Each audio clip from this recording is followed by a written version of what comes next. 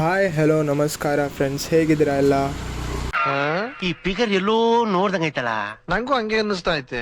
ಎಲ್ಲರಿಗೂ ನನ್ನ ಹೊಸ ವ್ಲಾಗ್ಗೆ ಸ್ವಾಗತ.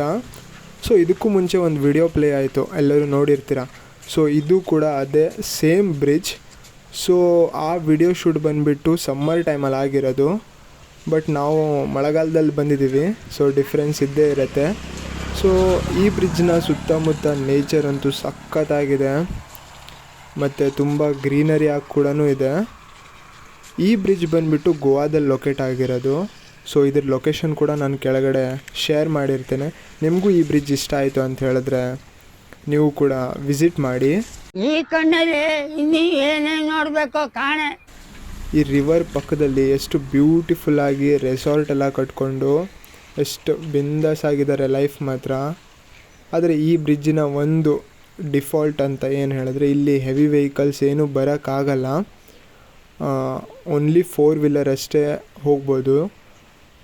ಸೊ ಈ ಕಡೆ ಇರೋ ಪೀಪಲಿಗೆಲ್ಲ ಕನ್ಸ್ಟ್ರಕ್ಷನ್ ಪರ್ಪಸ್ ಅದು ಇದು ಅಂತ ಏನಷ್ಟು ಪ್ರಾಬ್ಲಮ್ ಆಗಿರಲಿಕ್ಕಿಲ್ಲ.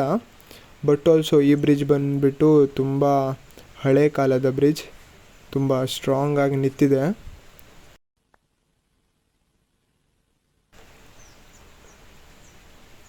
ಮತ್ತೇನು, ಮುಗೀತು ವಿಡಿಯೋ.